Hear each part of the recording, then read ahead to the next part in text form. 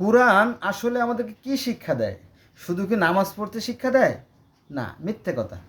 এই নামাজ আপনার 5 পয়সারও কাজে আসবে না। কাল কিয়ামতের ময়দানে এই নামাজ আপনার মুখ বাবা ছুঁড়ে ফেলে দেওয়া হবে, কোনো কাজে আসবে না। বলে কি? হ্যাঁ, কোরআন কি বলে শোনেন। এটা হচ্ছে 3 নম্বর সূরা আল ইমরানের 159 নম্বর আয়াত। এখানে বলা হয়েছে যে কথাবার্তায় কর্কশ হওয়া যাবে না। কিন্তু আমরা দেখি যে আলেমুলামা যখন ওয়াজ করে ষাঁড়ের মতো চিৎকার করে, হ্যাঁ, এবং অন্য অন্য ধর্মের মধ্যে মানে বিশুদ্ধার করে, মানুষের মধ্যে একটা ক্ষোভ, একটা ঘৃণার জন্ম দেয়। এটা খুবই গহিত কাজ, কিন্তু এটা তারা প্রকাশ্য করে থাকে। আমি তো আজ 52-53 বছর আমার বয়স, সারা জীবন ধরে আমরা এইগুলোই শিখে আসছি। হ্যাঁ, ইহুদিরা খারাপ, খ্রিস্টানরা খারাপ, বৌদ্ধরা খারাপ, রাশিয়ানরা খারাপ, হ্যাঁ, দুনিয়ার সবাই খালি খারাপ আর খারাপ।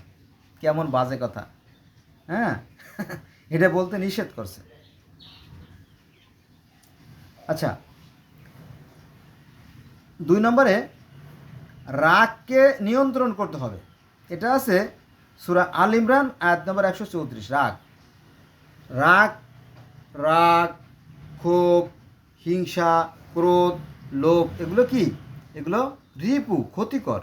এগুলো দমন করতে হবে।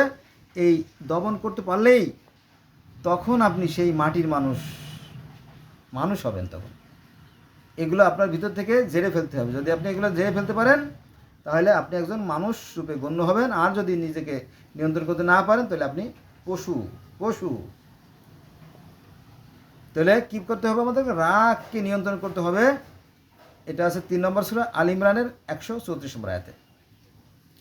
তারপরে 4 নম্বর সূরা নিসার 36 নম্বর আয়াতে আল্লাহ বলেন অন্যের সাথে ভালো ব্যবহার করতে হবে, সুন্দর আচরণ করতে হবে। কার কথা?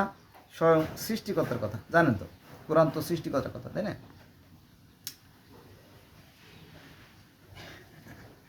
আচ্ছা, এবার আসেন, অহংকার করা যাবে না। অহংকারের কি পরিণতি জানেন তো? হজরত না, ইবলিস, ইবলিস অর্থাৎ আজাজিল ফেরেশতা অহংকার করছিল।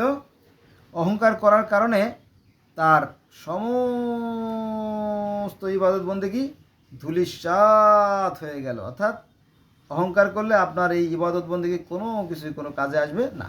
কার কথা? স্বয়ং সৃষ্টিকর্তার কথা।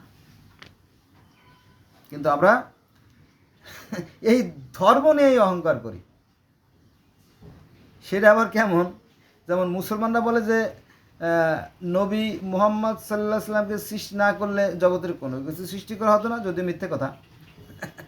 এই সমস্ত ভুল ভাল উল্টো পাল্টা, এই অহংকার নিয়ে তারা ভীষণ ব্যস্ত। হ্যাঁ, আমাদের ধর্মই শ্রেষ্ঠ ধর্ম, জগতের আর কোনো ধর্ম বলে কিছু নাই। হ্যাঁ, এগুলো অহংকার, এগুলো হিংসা, বিদ্বেষ, ঘৃণা। এই হিংসা, বিদ্বেষ, ঘৃণা যাদের মধ্যে থাকবে তাদের সমস্ত আরাধনা, প্রার্থনা, তপস্যা, আর্চনা, যজ্ঞ, নামাজ সব ধূলিসাৎ হয়ে যাবে। তাহলে আল্লাহ কি বলছেন? আল্লাহ বলছেন যে মিথ্যে থেকে দূরে থাকবা এবং অহংকার করা যাবে না। 7 নম্বর সূরা আল আরাফের 13 নম্বর আয়াত পড়ে নিন।